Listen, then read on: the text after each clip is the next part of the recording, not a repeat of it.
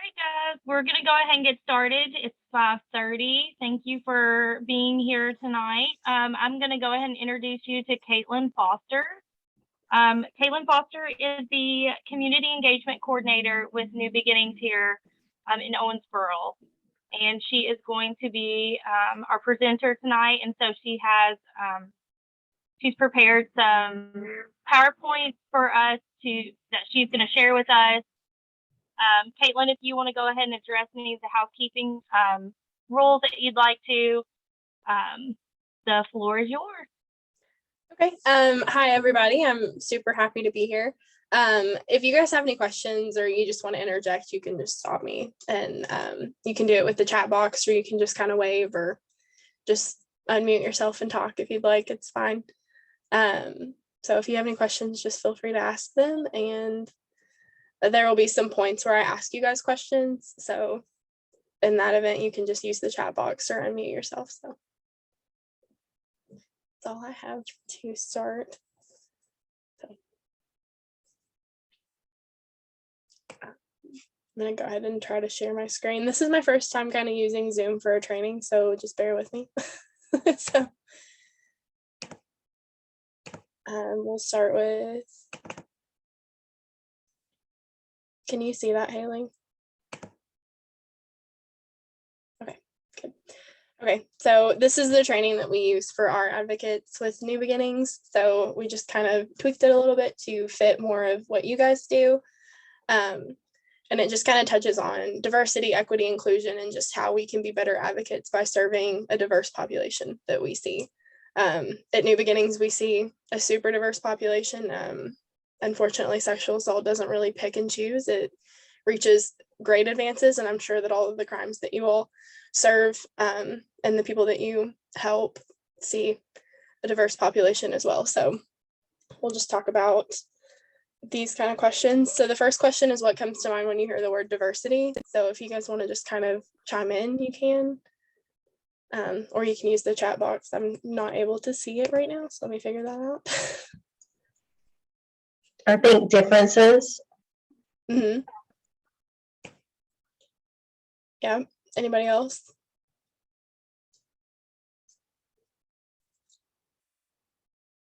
Variety of styles, thank you, Leah.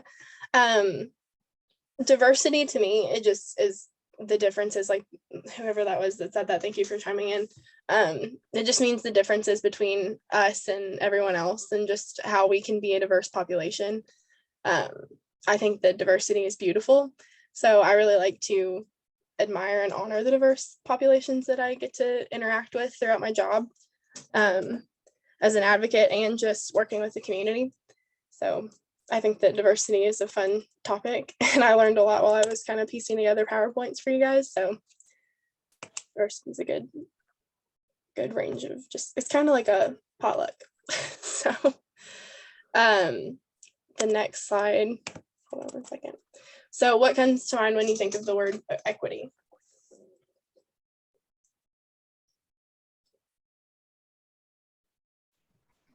Equity for me is like built-in goodness or built-in badness. I mean, it could be something built in.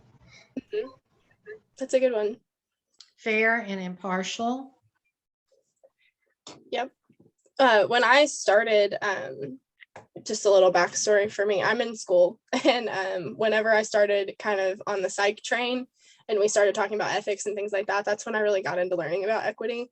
And in this PowerPoint, there's a picture that really makes me smile, just because it's, you don't really think about equity as a term of versus equality, and it just kind of, the picture that you'll see in a little bit, we saw that in our class, and it was just one of those things where I was like, I never thought about it like that, and it really opens your mind to what equity really means. Did somebody else have something? And then inclusion.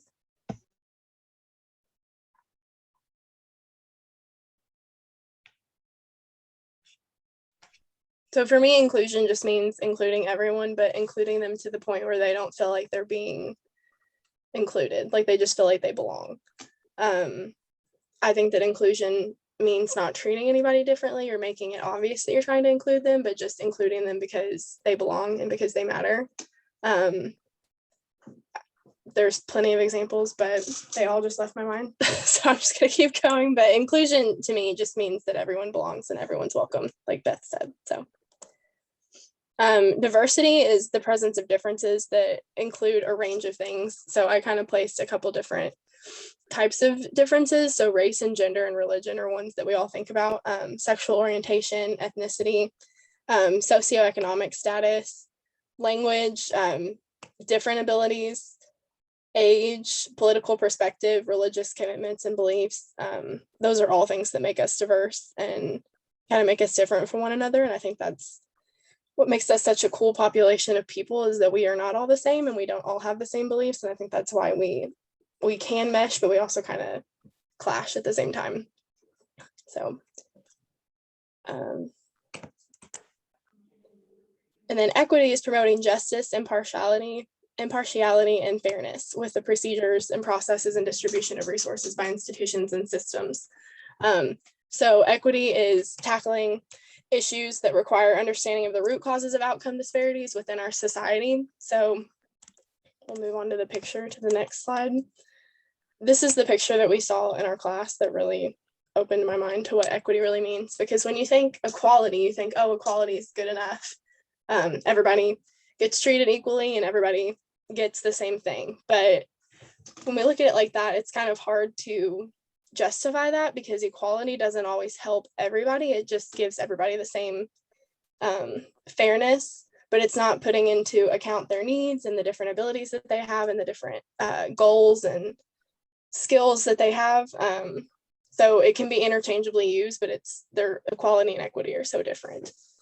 So with fairness in mind, equity and equality are two processes that help us achieve the goal of fairness. Equality basically means that everyone's treated equally, regardless of their need or difference or special skills or goals or education or anything like that. Equity means that everyone's provided with what they need to succeed. So in this picture, you kind of see that if we're looking at equality, everybody was on the same stool. But with equity, everybody's on the stool that they need to reach the apple in the tree.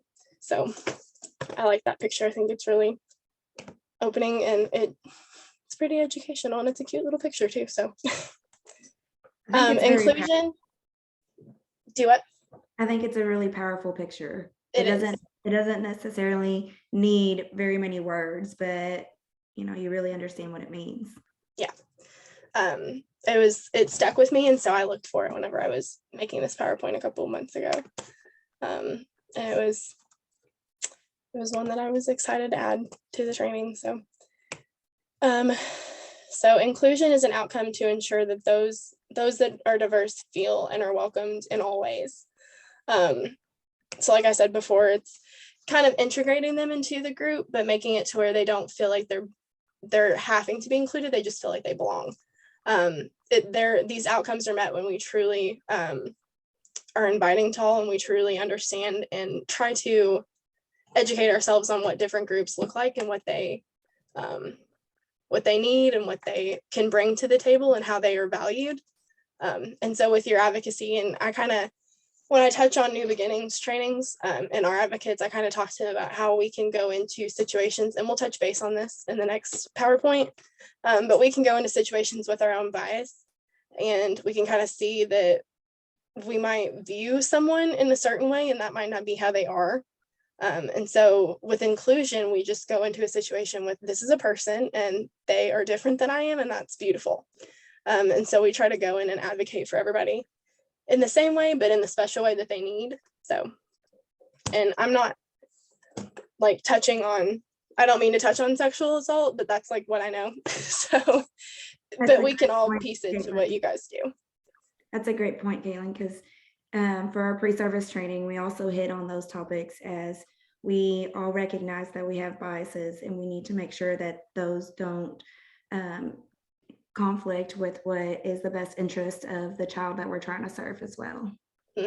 And we all do have biases, and it just is what it is, because we're human. But if you go into a situation with an open mind and you try to just kind of fully understand that person before you make any judgments or address the situation, it really helps, because you can just treat them as a person and treat them as a whole rather than the ideas that you've already preformed.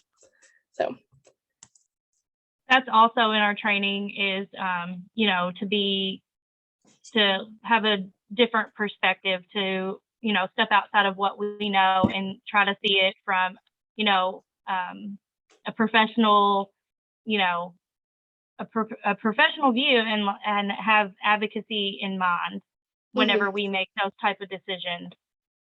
So inclusion is really, really important to what we do as advocates. So that's and really I thought that I knew what inclusion was before I started at New Beginnings. For those of you that don't know, I've only been with New Beginnings for about 4 months.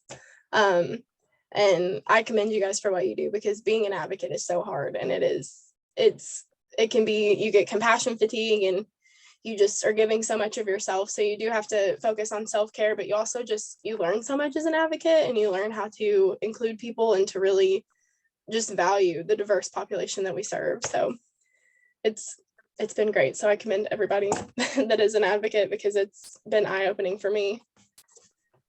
absolutely.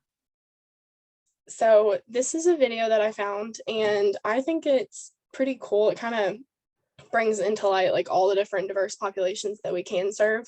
I'm going to try my best to play it on here, and I'm hoping that you guys will be able to hear it, but if not, we will find out. Can you hear it?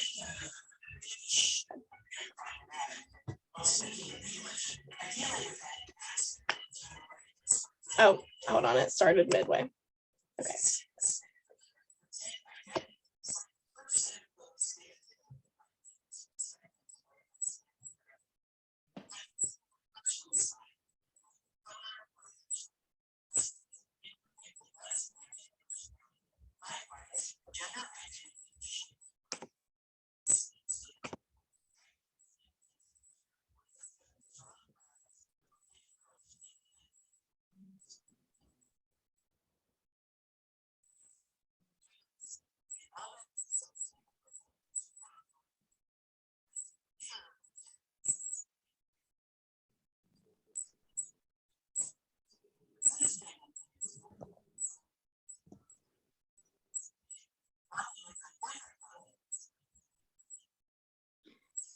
Kaitlyn, I don't think that we're able to hear it, Oh, you can't hear it? and not for Okay. me. How about everybody else? I can hear pieces of it. Okay. Well, I'll Okay. just send you guys the links of it, and then you guys can watch it another time. There were 2 videos, and they were just pretty educational to me. It kind of touches base on what privilege looks like, and how there's hidden history in our times, and that we don't all know like the true facts of history, because it's a lot. But it's a good video. So I will say I enjoy watching these videos with the cartoons that they draw. I feel those are very informative for me. it touches on social constructs and what society has kind of put as the norm versus what we have found to be a diverse population, and people just being who they really are, or being able to be proudly African American or Native speaking, or you know, whatever they want to be, and just honoring that, and just valuing who people are at their core. So and then the snippet that I kind of pulled out, it says social structures construct, limit, and place value on identities. A clash can begin when the social messaging and actual experiences don't match. So we can't be equal if we define a group as better or superior to another. And then this video is about putting people in boxes, and it touches on all these people kind of sort themselves into groups with who they feel comfortable being around. And then they ask questions like, who here has survived cancer, who has been bullied, who has been a bully, just different questions like that. And they come to find like you can't really see the true person unless you get to know them, and you don't label them or put them in a box. So it's a fun little video too. But that's the end of that PowerPoint, I believe. Yeah. So does anybody have any questions on that while we're switching over? There, as far as putting people in boxes, there's another really good video out there that I would like to share if I can find it. But it is about opportunity. And so the teacher gets out in the field and he put all these teenagers in a line, and he says the first one that gets to me gets this $100. And then he asks them a series of questions like, are your parents divorced? It was just a series of questions, and it really rang true to what opportunities are out there for people that are of different circumstances and socioeconomic backgrounds. So it's a really good video as well as far as putting people in boxes. That is, when I watched that video for the first time, that was the video that came to my mind. Oh, okay. So it's kind of similar to that, where it's just, if we label people and we get our predisposed ideas about them, we'll never truly know the true person. So it's a fun little activity to watch. It kind of makes you emotional, so if you watch it, like, be prepared to cry a little bit, because it's one of those things where it really gets you thinking and gets the cogs turning. So this one is geared towards our advocates. So again, I'm sorry, but I didn't want to like change them too much. So I just kind of dulled them down a little bit. So like we talked about before, diversity, this one goes more into depth about how advocates serve a diverse population, but like we said, it can include age and gender, mental health, socioeconomic background, language, speaking, religious and political preferences, things like that. So as advocates, we all serve people from all different types of walks of life, and our clients experience trauma. I'm sure that your clients experience trauma as well. So it makes our job even more difficult as advocates, because we have diverse populations and we have complex types of trauma, and just different lives than what we're used to seeing. So each person has different goals and faces different challenges. And it's important to have diversity training so that we can think about those things and think about how we can better serve that population, whatever population it is.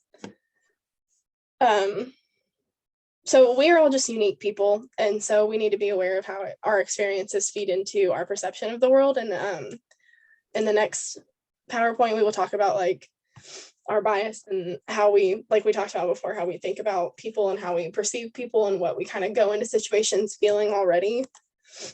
So confirmation bias is our tendency to look for, interpret, and recall information in ways that affirm our preconceived notions.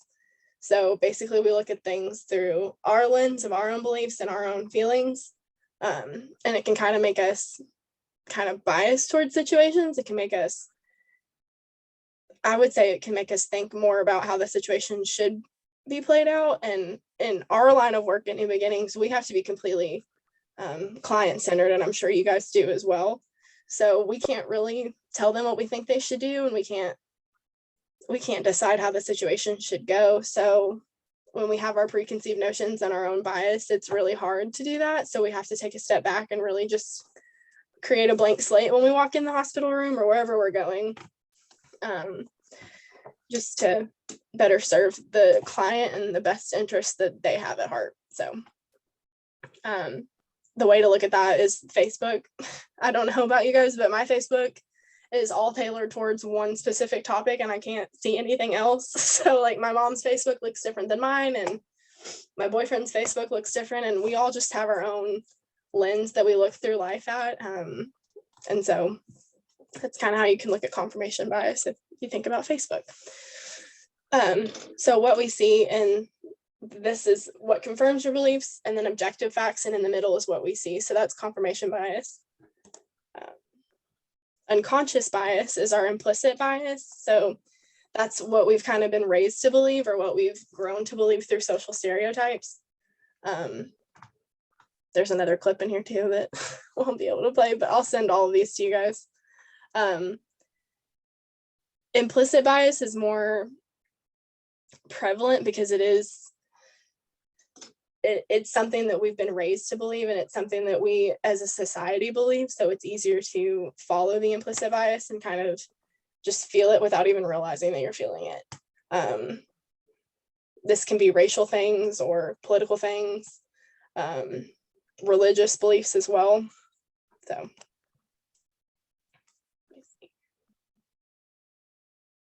And so then we'll talk about privilege. Kind of understanding where you are in privilege kind of helps you acknowledge it. And it helps you see that you might be in a different stance of life than somebody else is, which is, it's not your fault if you're in a different part of life than somebody else is. And that's not to say that you have done anything wrong by being in privilege, but it does kind of say that you need to be aware of where you are and where you stand so that you can be sure that you're not projecting a bias onto somebody else. You kind of, as advocates, we have to educate ourselves on where we stand and where other people stand. And it's kind of one of those things where we walk into a room and we just have to make sure that we're not judging or coming across as a judgmental person, which can be hard. So when you kind of look at the situation where you are, it helps. Did you say something? Nope. Sorry. So we're not a single identity. We all have complex and complicated sets of identities. And so a survivor might exist in a completely different world than we do. So as advocates, we have the responsibility to understand all of these identities in ways that we can stop the privilege and the oppression of those identities. Like I said, just educating yourself on where you stand and what you believe in, and how that might not be what somebody else believes in or where somebody else stands is important. So as allies, we are all in different spaces and different walks of life. Sometimes you can be an ally and you can also be someone that needs an ally. So we need to engage in a dialogue to kind of build a bridge with people and form that get to that goal that we're all fighting for, where we can all just be a team. So allies can be anybody from heterosexual to men to adults. If you're able to be an ally to somebody, it's important. Marginalized communities like LGBTQ+, people of color, women, transgender populations, children and elders, gender fluid, any of the LGBTQ+, I would say those kind of fall in there, but I'm not positive. That would be something I need to know. But any of those communities, we can be allies to them. We can kind of stand up for them, and just do our part to not have biases against those communities and to educate ourselves on what the terminology that they use. I try to be as good as I can about using correct gender terms and pronouns. And if you slip up, it's just important that you're able to acknowledge that you did. I think that the first step is always just trying. And so as advocates, we can just try to understand populations, and then further through the line, we can do our best to become an ally. So we don't have to talk about this ending part. I knew that this was gonna be in here, but we can just skip the sexual violence part of it. But what we can do is we can meet survivors where they are. So you guys can meet your population that you serve where they are. Utilize cultural humility, recognize the complexity of who they are, and then continue to educate yourselves on issues regarding diversity, oppression, and privilege. So any questions on that?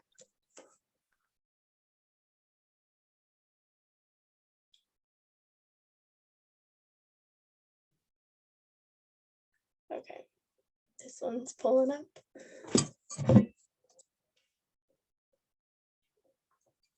Haley, do you have any questions before I start this next one? I don't. Just for the group, if anybody has anything that they might want to ask privately, you can send a direct message as well, either to myself or Kaitlyn. I know being an ally was a really big term that was used earlier this year whenever it was Pride Month. And I know that Pride Month was even nationally more celebrated this year than it has in the past. So I think it's important for us to know what an ally is, and it doesn't specifically mean that you're an ally for one specific thing. There's a wide range of things that you can be an ally for. Now, whether that's for domestic violence victims or, children of abuse, which are the children that we serve, or neglect. But like you said, the LGBTQ community plus, there's other avenues in which you can be an ally. And I know that was something that was really new, at least to me, recently. So I had questions on how you could become an ally. And I see, Kaitlyn, on your screen, you have your pronouns listed. And a Yes. lot of times companies are actually really moving towards having their pronouns on their Zooms or even their email signatures to identify that that person, is an ally, and they understand that you might not identify as a specific gender or of a specific, you get what I'm saying. I Yeah. just lost my train. For me, I think an ally is just a safe space for someone. Just being someone that they feel safe around, that they can talk to. When I think about being an ally, like me putting my pronouns up, I feel like that just kind of makes it okay for someone else to put their pronouns up if they feel comfortable.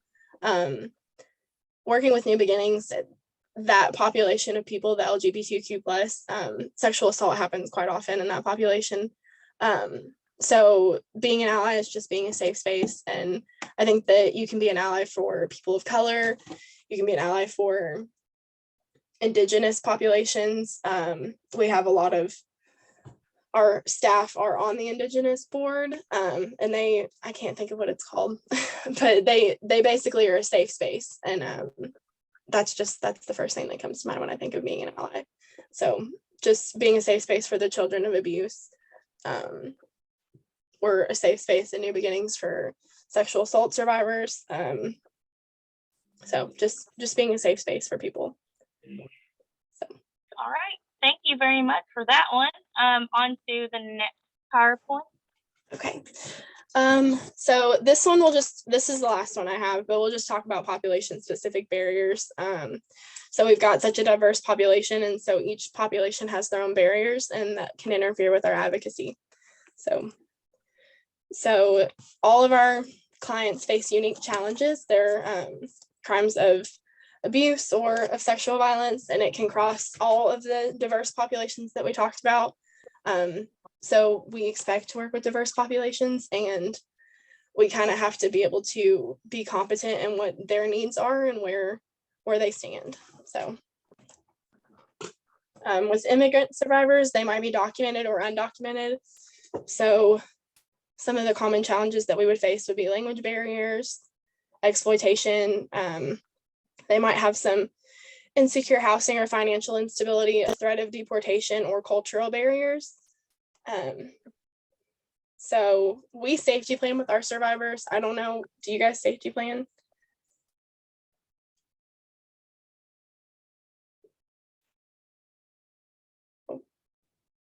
We do not do a safety plan. If we feel that our children that we serve need extra support from a professional, we do make those referrals, or we suggest people that they could contact, like the therapist, if they're suggesting, that they are not able to sleep or things like that, then we definitely reach out to their guardian ad litem, let them know, and absolutely the social worker as well.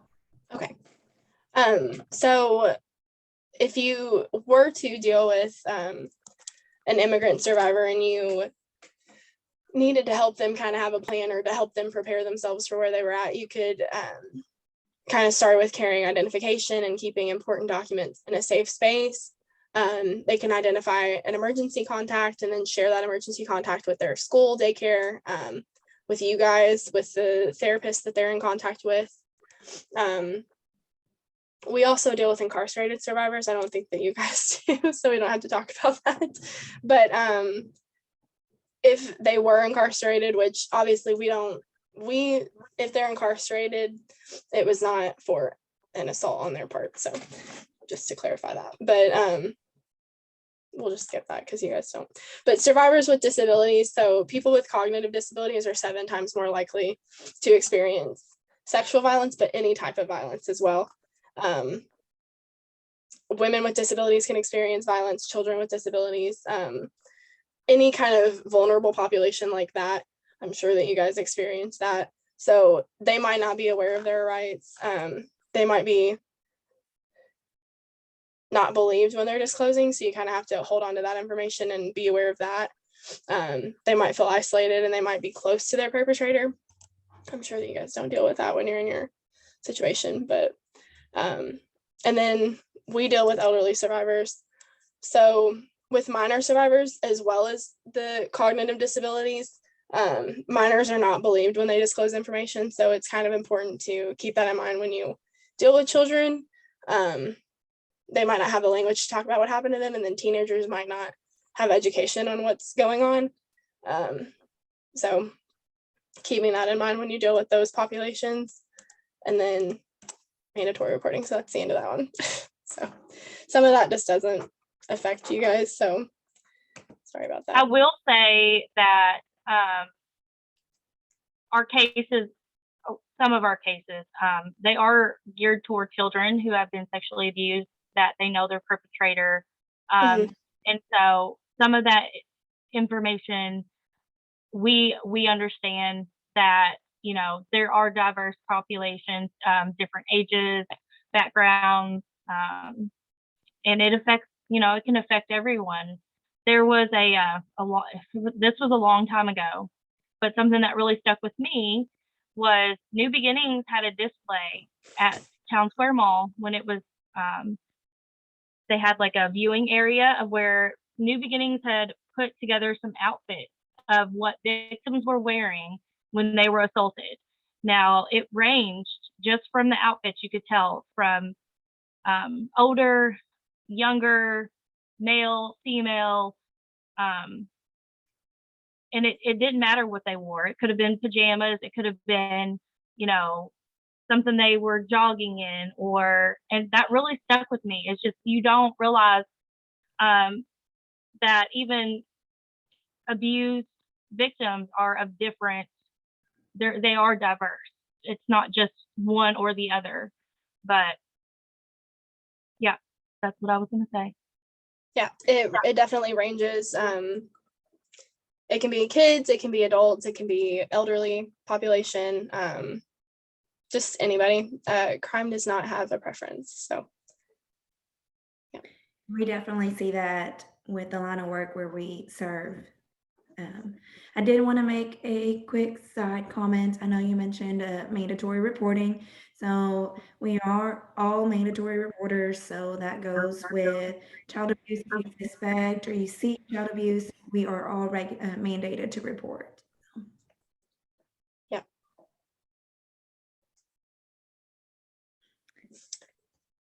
So that's really the only PowerPoints that I'd pieced together, but I can answer any questions that anybody has, or any questions about like diversity and equity or New Beginnings or anything else like that.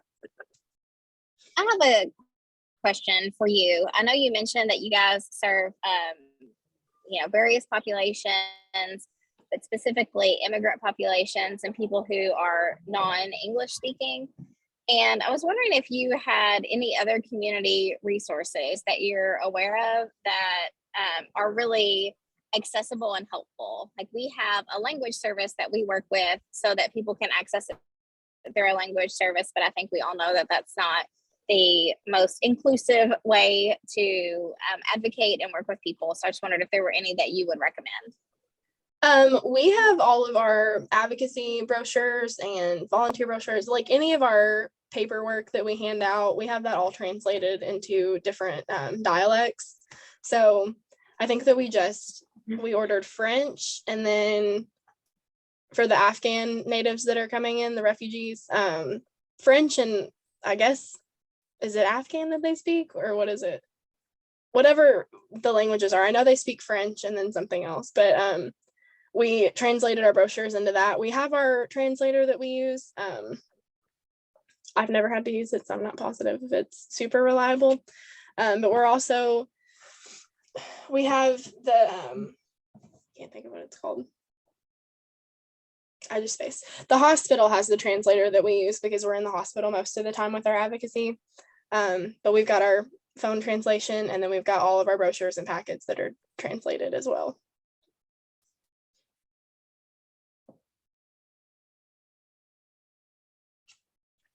All right, that's a really good question. I know there has been, at least in my experience, even today, resources that our advocates could have when it comes to, I'm sorry, I totally spaced too.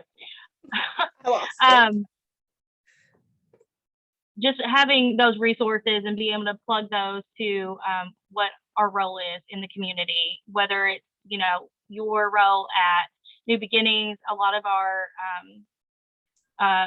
children could be really, they could really use New Beginnings, or people at New Beginnings might be able to, you know, cross their services over towards something else. So plugging those resources to, you know, the community that we serve. Does anybody have any questions for Kaitlyn about diversity, equity, or inclusion?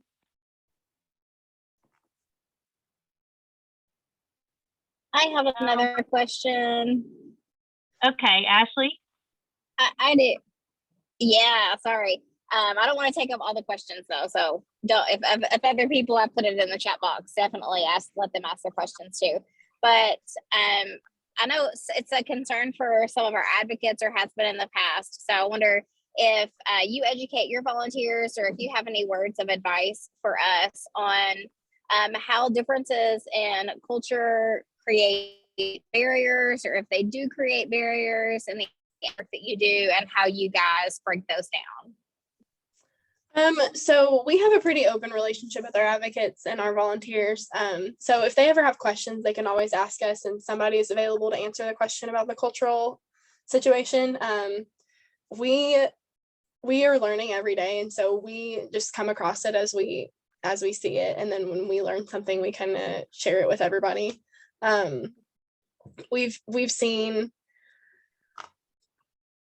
I've dealt with incarcerated individuals. We deal with people that are homeless, and we see that quite often. So when we learn something about that population, or we learn how to better handle the situation with them, we just kind of share that with our volunteers.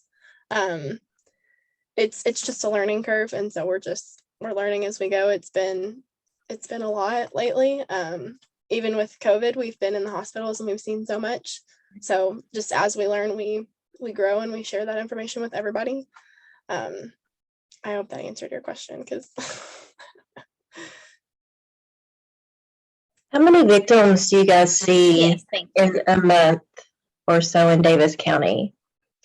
It ranges. We have an on-call rotation, and what we do is we're constantly on call, so 24 hours. So we get I would say, let me look at the statistics. Let me find that out for you. Monthly, it ranges. It can be anywhere from 10 to 15 to 30, 40. We've had some on-call rotations where they get a call every day. And we've had some where we don't get a call. So it's a range. I'll see if I can find that out for you. During COVID, have you seen a rise or a decline in the number of cases that you're seeing? So I've only been with the company for about 4 months. So I know that we've been in the hospitals during COVID, but I know that when COVID first hit and it was super at bay, and we were definitely dealing with it, we had to do phone advocacy. And I think that people were a little more reluctant to do that. They would have preferred us to be in person. So I guess that with COVID, we did kind of see a decline. I don't think that people were more apt to the phone calls. I don't think they like that as much as the in-person advocacy. But I know that we haven't seen a stall at all since we've been back in the hospital. So.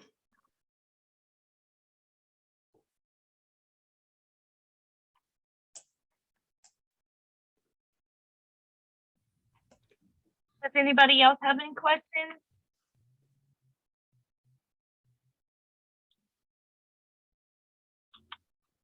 Kaitlyn, I had a question for you as far as when New Beginnings becomes involved in a sexual assault case. Is that something that you have to, does the police have to notify New Beginnings if there is a patient at the hospital that needs to be seen? And their services start right away, or is it more by referral and then they come to you after? So when does that occur? So with our advocacy, the hospital, the nurse on call will actually give us a call and let us know that there's been a sexual assault and that they need an advocate to come out. And then when we get to the hospital, it just depends on the client whether they want to see us or not. If they don't want to see us, we just provide them with the clothes and the packet and we leave them be. If they do want to see us, obviously we stay. As far as our therapy goes and coming in for the clinical counseling and things like that, we empower them to refer themselves, unless it's a child, obviously, and then it's their parent. We don't take referrals, so we just empower them to walk through that door themselves and ask for the services, and then they can. So, I would say the only time that the police would give us a call is if somebody had come in to report a sexual assault. But usually they go through the hospital first. Gotcha. Let's see. So I want to go ahead and thank you, Kaitlyn, for taking your time to do this on Thursday. And I know that we very last minute changed it to virtual. I feel like we got a lot more participation by doing this, and obviously our health and safety of our advocates and of our staff is very important to us. And I'm sure with New Beginnings, the same is true for your staff and your advocates as well. So thank you for taking that time and making the adjustments, everyone, on your schedules. Like I said, I do feel like this probably worked out best, and we had a really great turnout. So in that, I'm going to call on Janet to pick a number between 1 and 19 for a door prize for anyone that is on this Zoom that participated. And if their number is just based on my screen, it's going to look different on yours. If it's myself, I will skip it, but we're going to give away a door prize. It's going to be something that we put together for you at the office, and we can drop it off for you if you win. Janet, can you go ahead and choose a number between 1 and 19? 7. All right, number 7 on my screen is Molly Eric. Molly, are you still on? I'm here, yes. Hi, Molly. You won our door prize for participating tonight, and Oh, we will get awesome. that to you. Cool. I wish we had all got to meet in person and have pizza, but that just was not possible tonight. And Ashley, Alondra, do you guys have anything you want to add to the ending of this DEI training? I just want to again thank Kaitlyn for taking the time to meet with us tonight and for everybody's participation too. Like you said, it was last minute to go to virtual, but we really do appreciate it. And we appreciate Kaitlyn taking the time to create those videos and those PowerPoints and sharing that with us. All right, Kaitlyn, thank you so much. Everyone that joined, thank you very much. And I will make sure to get your training logged in Optima for this DEI. So thanks, guys, and have a great night. Thank you. Thank you. Happy Thanksgiving. Thank you.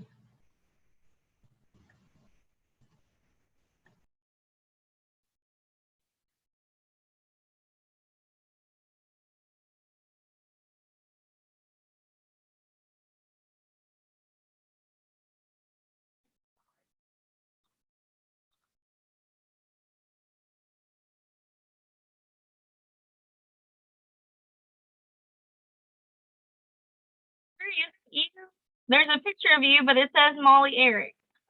Yes. Sorry, I had to run to the kitchen to get my kids supper.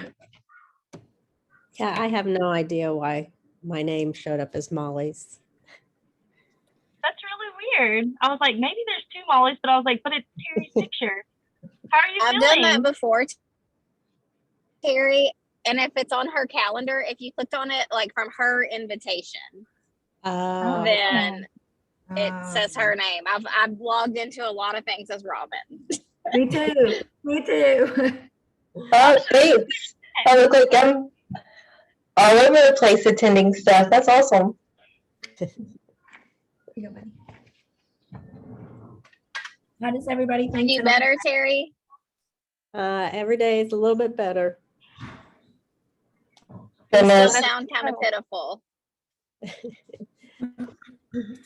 But probably better than yesterday. Oh, you sound pretty bad, Terry. Did you say it's like a 10 out of 10 horrible? The first day it was, but I'd say I'm a lot better now. That's Well, good. Goodness gracious, yeah. I'm just glad. I hope Leah doesn't have it. I hope none of you guys have it. And because that would be the worst if I felt like I spread it. Every single one of you were in my car the other day. No, Oh, no. we're all out and about kind of anyway. You never know. No worries here. Terry, one of us could have given it to you. We just didn't have the symptoms. So it could have been anybody. Who knows? It's a weird, Jana's stepmother died of it. She's on her way to Texas to the funeral. Oh, Oh no. no. Yeah. Hate that. Well, Terry, I'm sorry you're sick, but I'm glad that you're not that sick. That really puts things in perspective. So Yes, I'm glad yes, I'm very glad. I guess I can stop recording now. oh,